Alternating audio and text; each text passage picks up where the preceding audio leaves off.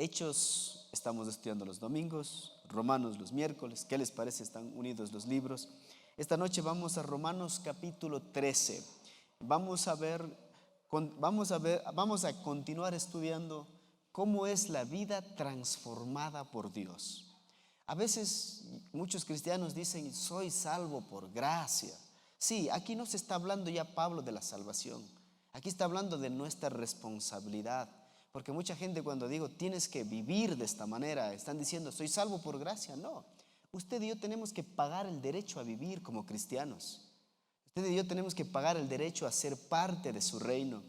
Muchos de nosotros decimos, pero soy salvo por gracia, el Señor no exige nada de mí. Pero hemos estado viendo que en Romanos capítulo 12 y 13, Romanos nos está desafiando a vivir vidas diferentes. Una vida transformada por Dios se refleja en el exterior, se refleja en cómo vivimos, en cómo pensamos, en cómo actuamos. Y esta noche vamos a hablar de Romanos capítulo 13 y va a golpear a mucha gente que tenemos como la lengua muy suelta para criticar a los líderes y en especial a los gobiernos y en vez de pasarnos el tiempo juzgándoles y criticándoles, me pregunto, ¿cuándo fue la última vez que pasaste el mismo tiempo que criticaste a tu gobierno orando por tu gobierno? Y yo he perdido muchos amigos cristianos por este asunto, incluso gente que ha ido a la iglesia, porque no es que defienda a la persona que está en el gobierno, sino la autoridad que Dios ha puesto en el gobierno. Y esta noche vamos a ver la primera cosa que el Pablo dice, el creyente frente al gobierno. ¿Cómo debe ser la actitud del creyente frente al gobierno?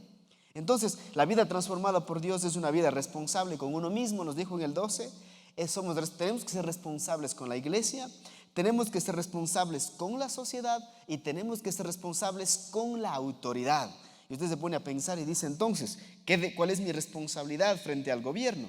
En el verso 1 al 7, Pablo nos va a explicar de una manera muy clara cuál es su responsabilidad frente al país y al gobierno que está sobre usted. Dice, primero, sométase toda persona a las autoridades superiores, porque no hay autoridad sino de parte de Dios, y las que hay por Dios han sido establecidas. Una de las cosas que está en el corazón del hombre es no respetar a la autoridad. Dice, ¿yo qué le voy a respetar a este? Recibí un mensaje de Facebook. La semana pasada me escribió un hombre, dice, han pasado ya algunos años, ¿cómo estás, Freddy? Y me dice, veo por el Facebook que Dios está haciendo cosas grandes con la Capilla Calvario aquí en Cuenca.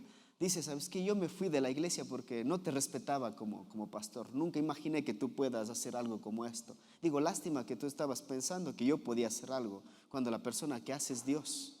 Porque dice, todas las autoridades, no solo a la que usted le gusta, no solo con la que usted toma café, no solo por la que usted votó, dice, sométase toda persona a las autoridades superiores. ¿Cuál es su autoridad superior ahora mismo, en este momento?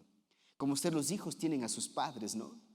Y entonces los padres tienen a otras personas en sus trabajos. Estamos bajo la autoridad de un alcalde, de un gobernador, de un presidente, de los asambleístas. Dice, debemos tener cuidado de cómo respondemos ante ellos, porque no hay autoridad sino de parte de Dios. La pregunta es, ¿por qué Dios pone las autoridades? ¿Por qué creen que es necesario las autoridades? Porque Dios te está poniendo nada más orden dentro de una sociedad, dentro de una familia. ¿Se puede imaginar una universidad sin un rector y vicerrector? ¿Se puede imaginar una casa sin papá y mamá? ¿O que los niveles jerárquicos sean horizontales y no verticales? Sería muy peligroso.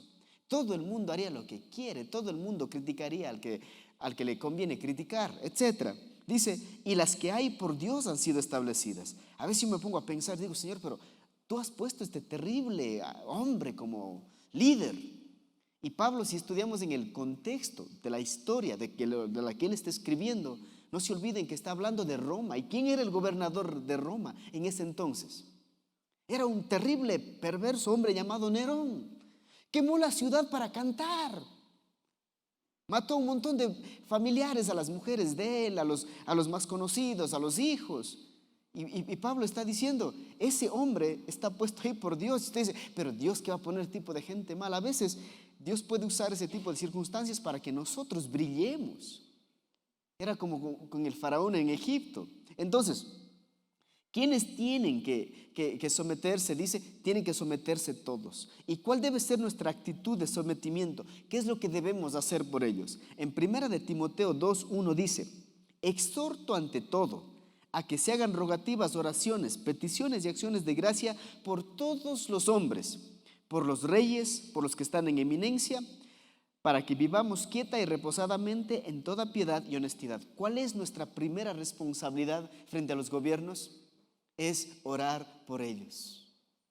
Es una iglesia que ora por sus gobernantes. Es una iglesia que se ha ganado el derecho de exigirles cuentas a sus gobernantes. Un hombre que ora por su pastor se ha ganado el derecho de pedirle cuentas. Un hombre que ora por su jefe se ha ganado el derecho de pedirle cuentas. Hijos que oran por sus padres se han ganado el derecho de exigir cuentas a sus padres. Pero personas que no oran por las autoridades, se puede imaginar, están no respondiendo ni exigiendo de la manera espiritual, sino están exigiendo ¿en qué? En función de su carnalidad, de sus emociones, de las circunstancias. Y Pablo dice, exhorto. La palabra exhortar es como desafiar, ordenar. No es bueno, voy a orar si me cae bien el presidente. Voy a orar si me cae bien este líder. Dice, por todos los reyes. ¿Y cuál es el resultado? Para que vivamos quieta y reposadamente en toda piedad. Usted quiere vivir en paz, ¿qué es lo que debe hacer? Gobernantes necesitan nuestras oraciones. Eso es lo que tenemos que hacer. Después dice, porque esto es bueno y agradable delante de Dios nuestro Salvador. ¿Qué es bueno y agradable delante de Dios? Que usted y yo critiquemos, juzguemos, hablemos mal de ellos con adjetivos despectivos. ¿Qué es lo bueno delante de los ojos de Dios? Que oremos por ellos. Pregunta, ¿cuándo fue la última vez que usted oró por su presidente? ¿Cuándo fue la última vez que oró por él? Por su conversión, porque él venga a Jesús, porque algún día alguien le pueda hablar del Señor. ¿Sabías que Pablo predicó a Nerón? ¿Quién sabe? Yo no sé, estoy suponiendo, pero imagínese usted va al cielo y Nerón está allí. Puede ser posible, porque escuchó el evangelio, ¿no? Y nadie sabe si se convirtió o no, la historia no lo dice.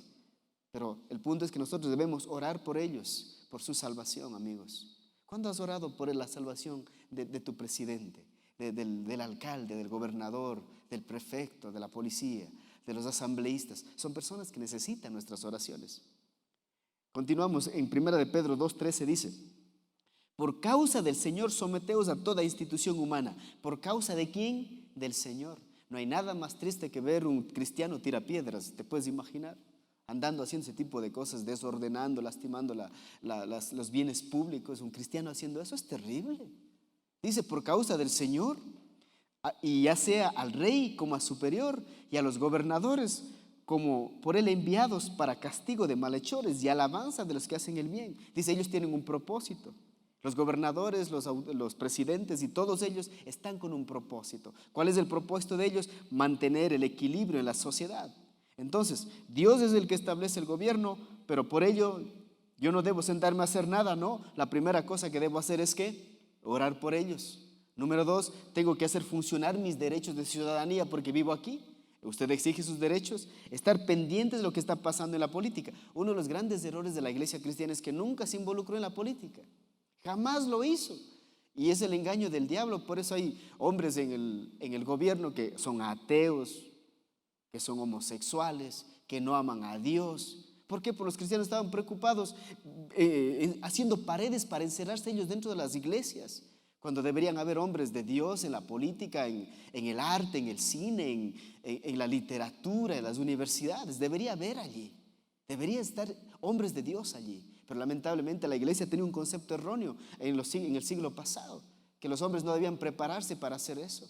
Y Pablo está hablando de esto, que debemos estar allá. Entonces, verso 2 dice, de modo que quien se opone a la autoridad, a lo establecido por Dios, resiste.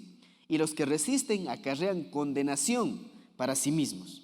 ¿Qué es lo que está diciendo? Los que resisten acarrean ¿qué cosa? Hay consecuencias por eso. ¿O acaso no hay consecuencias por criticar a la autoridad, por juzgar las cosas y hacer mal? Hay consecuencias. Lo que está diciendo aquí es, irás a la cárcel. Irás a la cárcel si haces algo que está contra la ley. Entonces, Hechos 5:27, en cambio nos va a decir solo cuando el cristiano tiene que tener o ser un desobediente a las autoridades. Hechos 5:27 dice, Cuando los trajeron, los presentaron en el concilio, y el sumo sacerdote les preguntó diciendo: nos mandamos estrictamente que no enseñéis en ese nombre, y ahora habéis llenado Jerusalén de vuestra doctrina y queréis echar sobre nosotros la sangre de este hombre. Respondiendo Pedro y los apóstoles dijeron: ¿es necesario obedecer a Dios antes que a los hombres?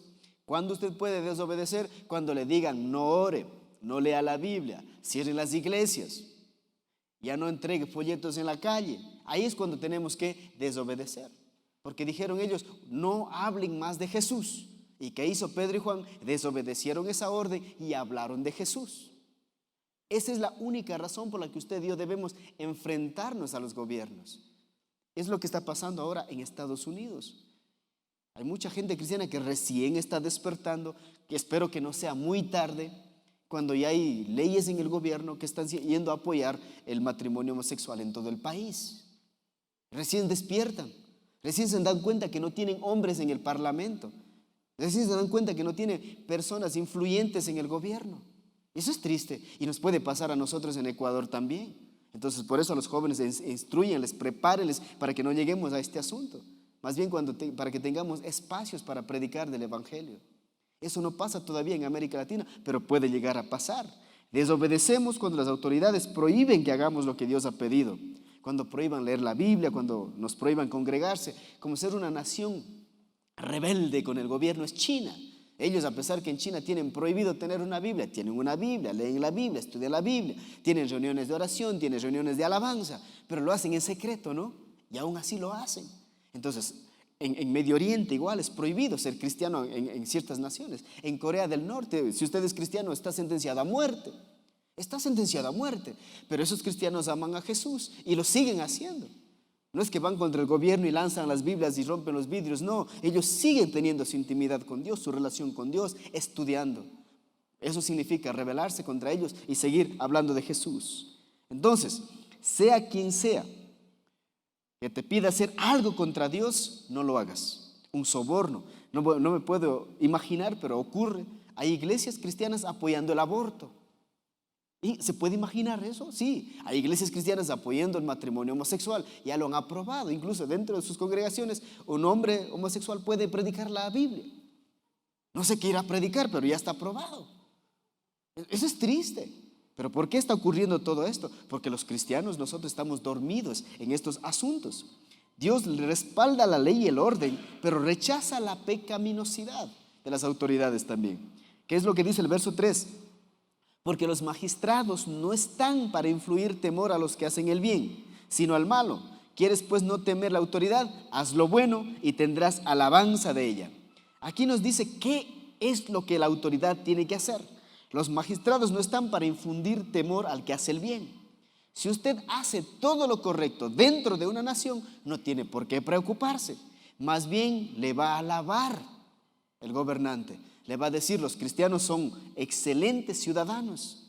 Ellos nunca se pasan un semáforo en rojo, no sobornan a los policías, no están gritando cuando manejan, no hacen problemas en las calles, son buenos vecinos. No estacionan los carros en lugares prohibidos. Pero si hacemos eso, ¿qué es lo que ocurre? Tendremos que ir a la cárcel. Así como contaba una vez un hombre que le tomó a alguien que está viendo exceso de velocidad.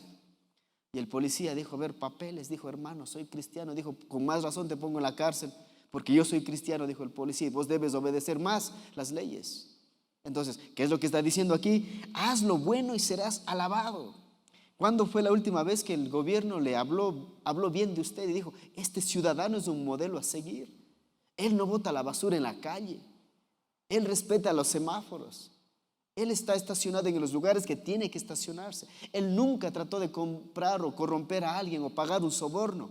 Es lo que está diciendo aquí Pablo. Pero los que hacen ese tipo de cosas, lamentablemente tendrán consecuencias.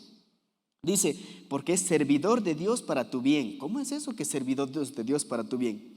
Si usted y yo no tenemos a alguien gobernándonos, probablemente terminaremos haciendo algo que destruye nuestras vidas. Ninguna nación en el mundo ha podido existir sin un líder, sin un sistema de leyes, sin un sistema político. Es necesario. Es necesario. Israel tenía todo ese sistema y por eso es que había orden. Dice: pero si hace lo malo, teme, porque no en vano lleva la espada, pues es servidor de Dios, vengador para castigar al que hace lo malo. Entonces aquí está diciendo, ellos van a tener que aplicar la ley. Imagínense en un país donde no hay orden, asesinatos, violaciones, robos, chantajes, corrupción. Pero que dice, la autoridad tiene la espada, o sea, la ley, para aplicar a esas personas. Y lo triste es que sean aplicados en cristianos que han sido corruptos, que han sido mentirosos, que han estafado, que no han pagado deudas. Yo no sé. Eso es triste.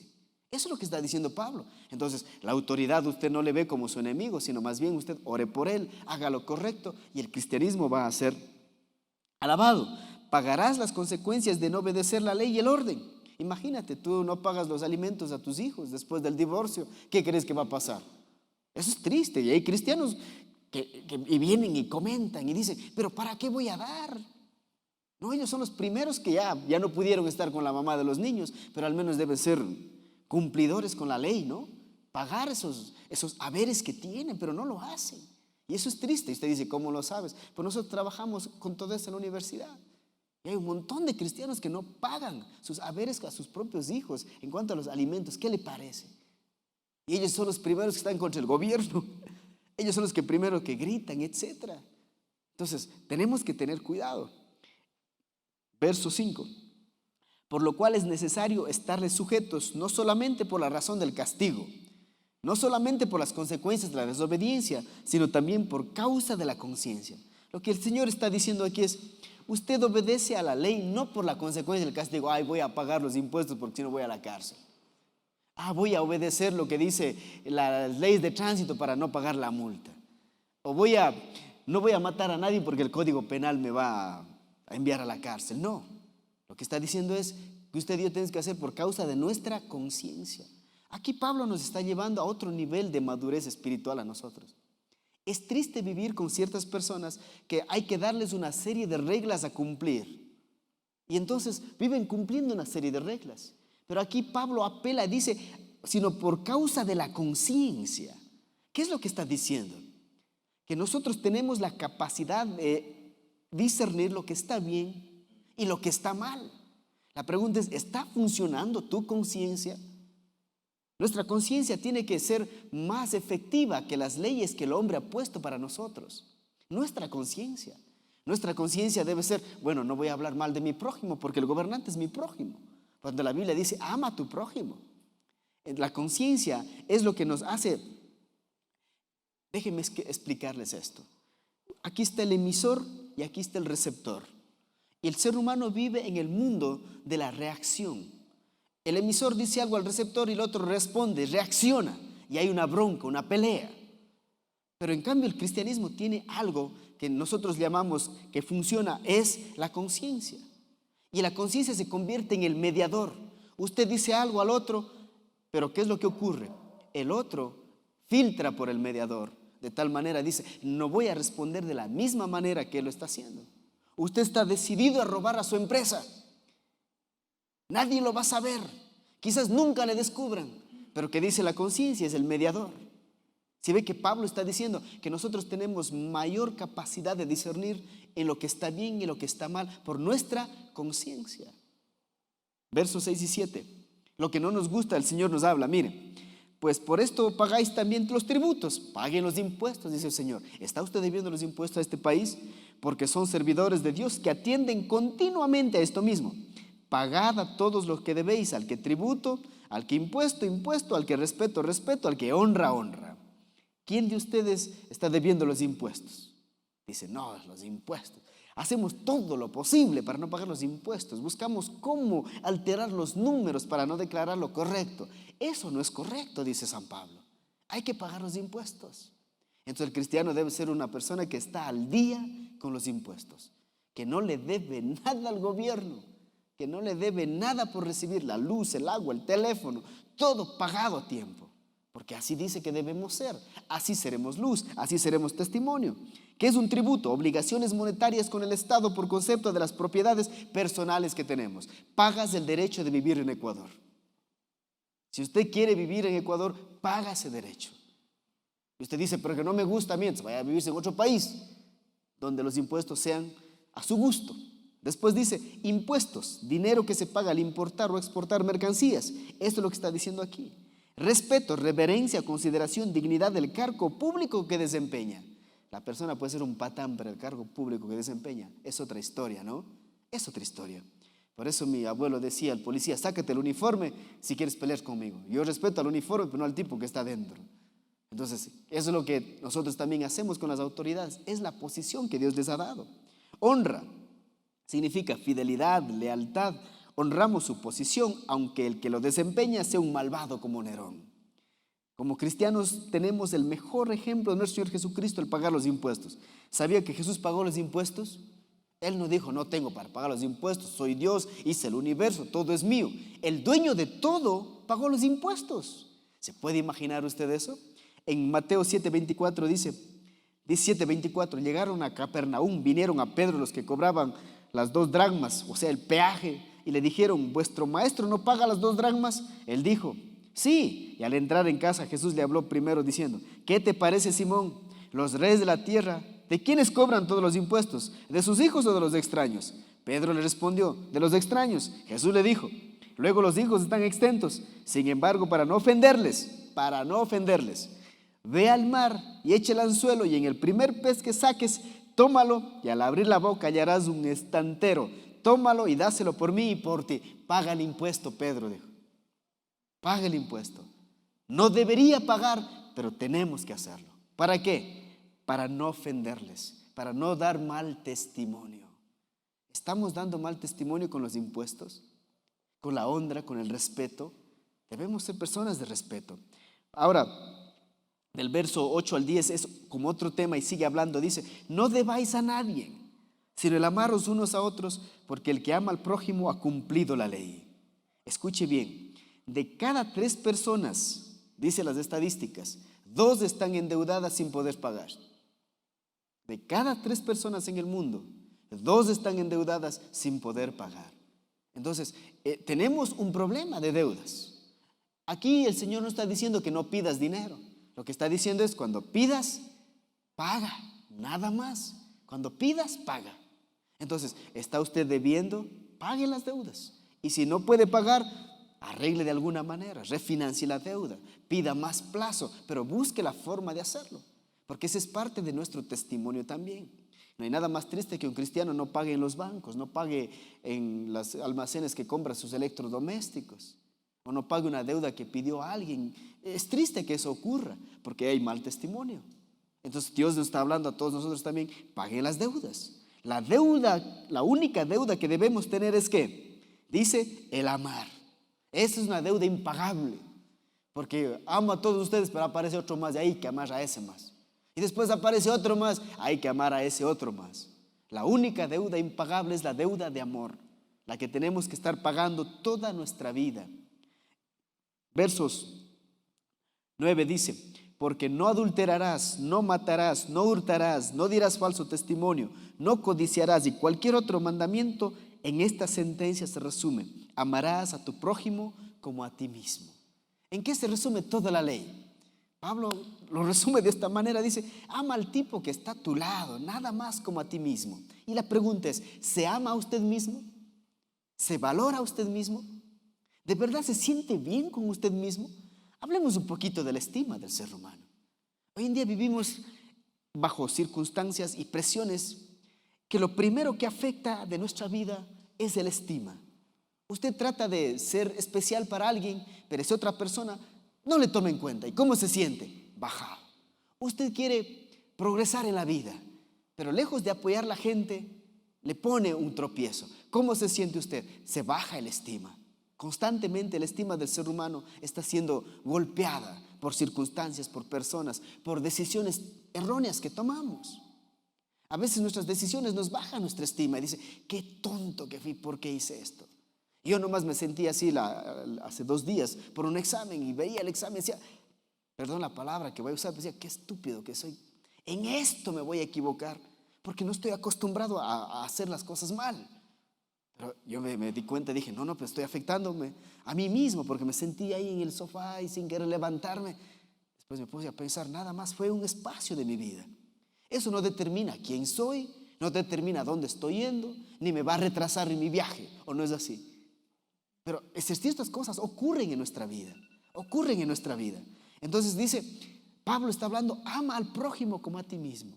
Entonces yo le veo a alguien que está decaído, deprimido, abatido, sin esperanza, y yo le amo, ¿qué debo hacer? Debo levantarle, debo motivarle. Es lo que está diciendo aquí Pablo. No adulterarás, entonces no, yo amo a mi hermano, no voy a buscar a la esposa de mi hermano para tener relaciones sexuales. No matarás, dice, yo no voy a robar a mi propio hermano. No voy a robar ni al hermano, peor a los demás. No dirás falso testimonio. Y eso es lo más triste del ser humano. Cuando usted quiere saber cuán valiosa es una persona, cuán especial y cuánto se quiere a sí mismo, porque la Biblia dice que debemos querernos, ¿o no es así? Ama a tu prójimo como a ti mismo. Es cuando nunca habla mal de otras personas. Ahí vemos que tiene una estima sana y es una persona capaz de superar cualquier obstáculo y que no está preocupado qué es lo que la gente dice contra él, y así él no está preocupado en decir nada contra las demás personas. Después dice, no codiciarás. Aquí está nuestro problema, la codicia. Se ve que la codicia baja la estima de las personas porque tratan de alcanzar algo y no lo alcanzan. ¿Y cómo se sienten? Deprimidos, mal. Esos sentimientos son normales de mucha gente, pero otra cosa es ya cruzar el límite donde vives de esa manera. Terrible. Verso 13 dice, el amor no hace mal al prójimo. ¿Qué cosa no hace mal al prójimo? El amor. Dice, así que el cumplimiento de la ley es el amor. Usted quiere decir, yo cumplo los 10 mandamientos, ¿cómo lo va a demostrar? Amando. Vaya y perdone al tipo que no merece ser perdonado y a cumplir los 10 mandamientos. Vaya y ore por las autoridades y a cumplir los 10 mandamientos, porque orar por alguien es una expresión de amor al máximo, ¿sabía? Usted está resentido con alguien, pida perdón, perdone. Ahí está expresándose ¿qué cosa? Amor. Nosotros vemos a diario a nuestro alrededor gente con necesidades increíbles. Por eso les dije al principio a ustedes, paguemos el derecho a vivir. Y eso significa amar a alguien. No solo esperamos que la gente nos ame a nosotros. No solo esperemos que la gente haga algo por nosotros o que las personas se interesen en nosotros. El amor hace que yo me interese en las demás personas. Se pueden imaginar, hay personas que estarán en un hospital ahora muriéndose por venir a la iglesia, pero no pueden porque están quizás con muchos tubos de oxígeno. Hay gente que quiere venir a la iglesia, pero no puede porque quizás los padres o el esposo no les permiten. Entonces usted y yo estamos pagando el derecho a venir porque tenemos 2 pies y estamos sentados aquí. Es maravilloso, no es malo. Es el cristianismo, camina hacia adelante, no se quede estático esperando que alguien haga algo por mí. No es así, amigos. Efesios 4:32 dice, antes sed benignos unos con otros, misericordiosos, perdonándonos unos a otros, como Dios también os perdonó a vosotros en Cristo Jesús. Hagan lo que Dios hizo con ustedes, dice. Y ese es el mandamiento. Pero el punto es que, como decía Jeff, los cristianos tenemos algo bien especial. Somos especialistas recibiendo un montón de información, pero nos falta el ADN de la obediencia. El ADN de la obediencia, o sea, que esté intrínseco en nosotros, que viva en nosotros, no solo el escuchar y conocer, sino también el ¿qué? El obedecer.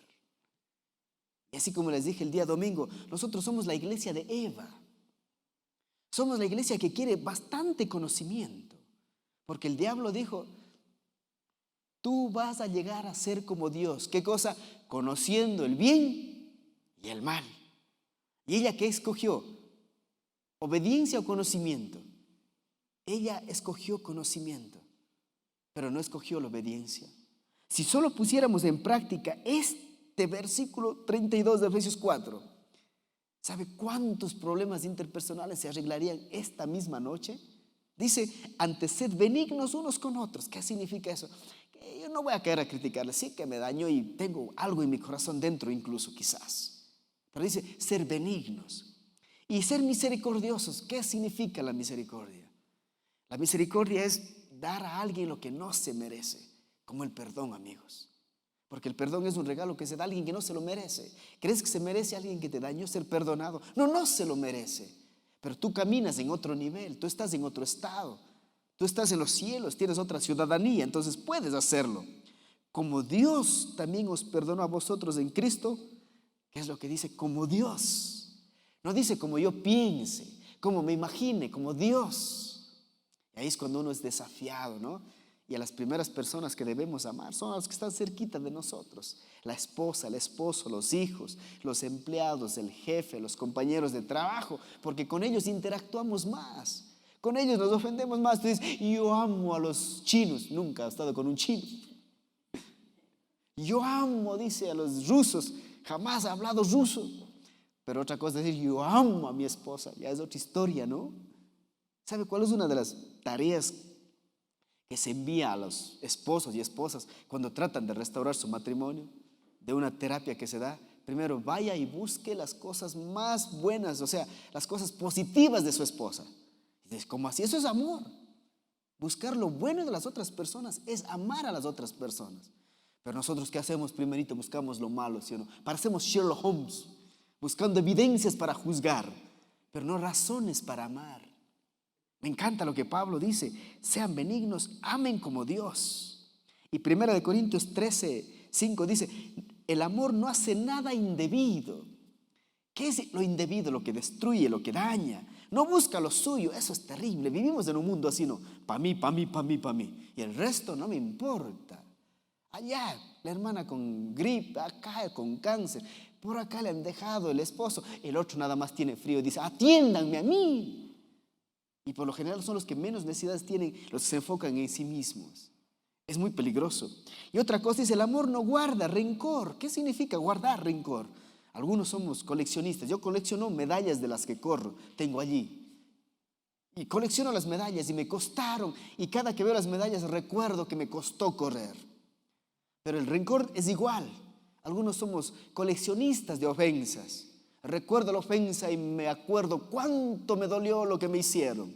Y entonces, como recuerdo cuánto me dolió lo que hicieron, ¿qué hago? Saco a flote, saco las flechas, veo a la persona y me paso de vereda.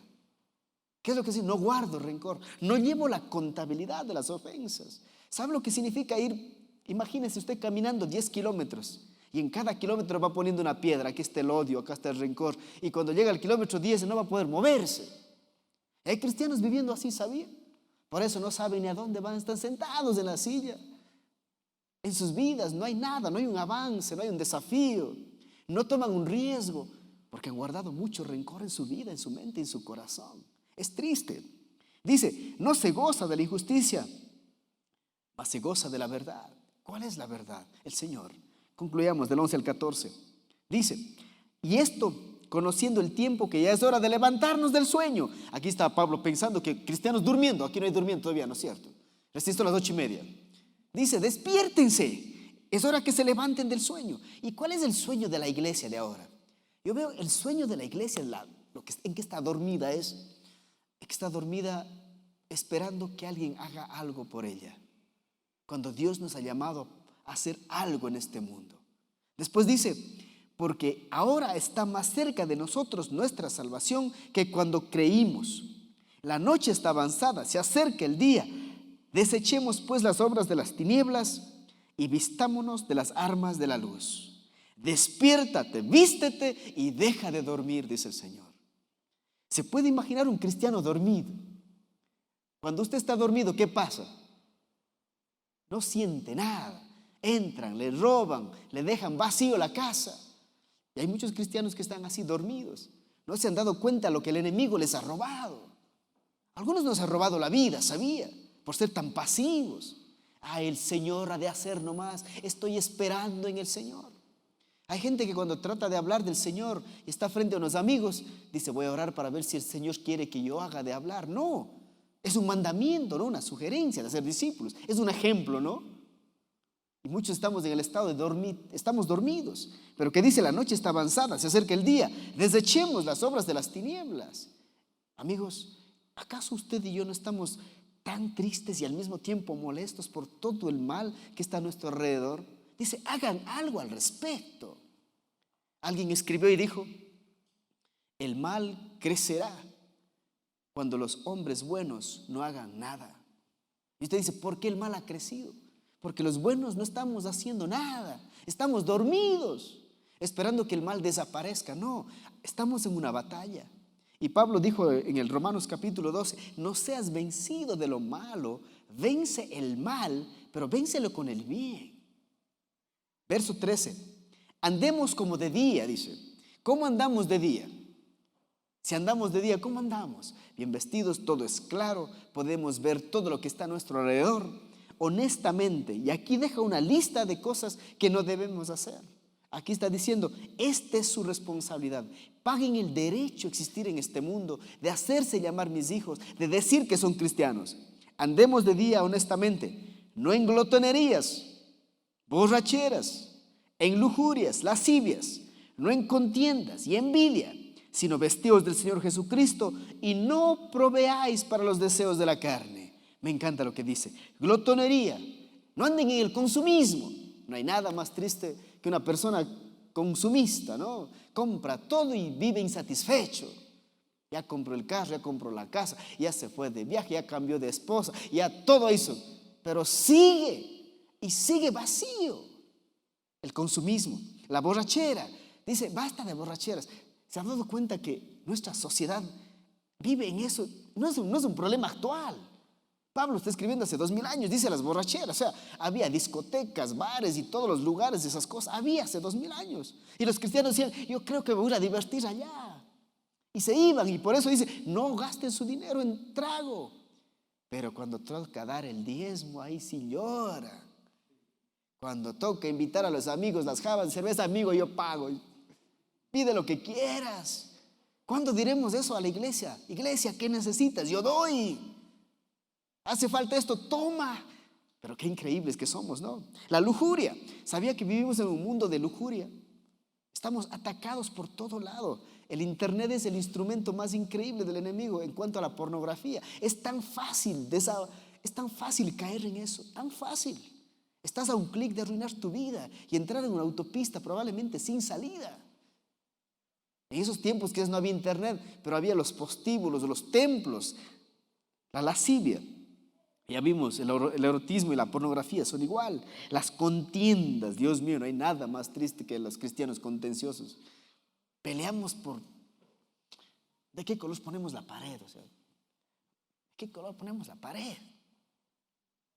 El horario tiene que ser de noche, de día. Me he visto de negro, me he visto de blanco, no sé. Corbata o pelo. Yo siempre digo, cuando usted es cristiano, hay doctrinas que son grises en la Biblia, en las que nunca me voy a meter a pelear. Pero si usted viene y dice, hermano, la salvación es por obras, ahí sí le puedo dar un bibliazo en la cabeza. Pero otra cosa es, el rapto es otra cosa, es antes o después, es pre o es post. Y ahí están los cristianos peleando, ¿sabía? Se tiene que hablar de lenguas o no, ese tipo de cosas. Crean contiendas. Y hay iglesias que se han dividido por eso, por el color de las sillas, por el color de la alfombra. Pero cuando Dios da sabiduría, uno tiene que aprender a no ser contencioso. Cuenta la historia de Pastor Chuck Smith que un día los ancianos, al ver que los hippies comenzaron a venir a la iglesia, y esos venían en zapatillas, fumando un poco de marihuana y dejaban botado afuera los porros porque era una iglesia, estaba comenzando. Y los ancianos, todos ellos que guardaban la ley probablemente, dijeron, pastor, dígale a los hippies que no vengan porque están dañando la alfombra. Un cristiano de ahora diría, sí, dile a esos hippies que no vengan. Pero el pastor dijo, saquen la alfombra y dejen que los hippies entren. Si me hago entender cómo se generan las contiendas en la iglesia. Es muy peligroso, es muy peligroso. Y Pablo dice, cuidado, la envidia, no hay nada más triste que la envidia. ¿Por qué a él, Señor? Porque a él le bendices. Señor, yo digo gracias por haberle bendecido a él. Porque eso nos enseñó la semana pasada, ¿no? Llora con los que lloran, ría con los que ríen. ¿Está usted envidiando la vida de alguien? ¿Sabe? Para usted envidiar la vida de alguien, vaya y póngase en los zapatos de ese alguien. Usted no se imagina quizás las horas, el sufrimiento, el sacrificio que hizo esa persona para tener todo eso. No lo sabemos. Y Pablo nos está diciendo, tengan cuidado. Concluyamos esta noche entonces. Número 1, respeta a las autoridades y ora por ellos. Sé que hay algunos que nos gustaría, pero encerrarles con los leones no, con los que encerraron a los amigos de Daniel, pero sin Jesús allí. Pero ¿qué es lo que dice Pablo? Tienen que orar por ellos, tienen que respetarlos. Después dice, no debas a nadie nada. O sea, no está diciendo que no pidas, está diciendo es, paga lo que debes. Aprendamos a ser sabios con eso, a pagar. Yo sé que la única manera a veces de prosperar es haciendo préstamos, invirtiendo, pero sé cumplido con tus saberes, dice. Después dice número 3, ama a tu prójimo. Entonces, no vas a adulterar, no vas a robar, no vas a mentir, porque amas a tu prójimo. Cuando amas a las personas, tu estima va a crecer porque vas a ser capaz de ver mejor a las personas finales. Después termina diciendo, despierta, despierta. ¿Cuánto tiempo ha estado dormido usted, viviendo en el mismo estado? La única cosa que hace es ir trabajo, casa, trabajo, casa, trabajo, casa. Estás dormido. No hay nada emocionante en tu vida. Debemos hacer algo emocionante con nuestras vidas. Y mucho más sabiendo que el Señor está cerca. Involúcrate en el servicio, un discipulado, sale a las calles, habla del Señor. Haz algo al respecto con tu vida. Y no vivas en ese mundo de la rutina. Porque yo sí les dije a ustedes que la rutina, le quitamos la T y ¿cómo termina? Ruina. Y muchos estamos viviendo así. Entonces, póngase de pie para orar. El Señor nos ha desafiado a pagar nuestro derecho a ser cristianos. Señor, te damos gracias por esta hermosa noche que nos desafías a vivir para ti, Señor. Que nos desafías a orar por nuestras autoridades, a amar a nuestros hermanos, Señor, a cumplir con las leyes de nuestra nación, Señor, a ser responsables con nuestros saberes. Yo te pido, Padre, que para hacer todo eso nos des tu sabiduría, Señor, tu inteligencia, que nos llenes de tu Espíritu Santo. Gracias, Jesús, por tu pueblo que se ha reunido en este lugar. Bendícelos, guárdalos, cuídalos de regreso a su casa, Señor, que esta noche puedan tener algo especial contigo, Señor. Que esta noche puedan experimentar un cambio en su interior y que de su vida desaparezca toda forma de mal que pueda destruirles, Padre. Gracias por esta iglesia, guárdala, cuídala. Sé que, Señor, aquí tú quieres paz, unidad. Tú quieres aquí un despertar espiritual, Señor. Por eso te damos gracias.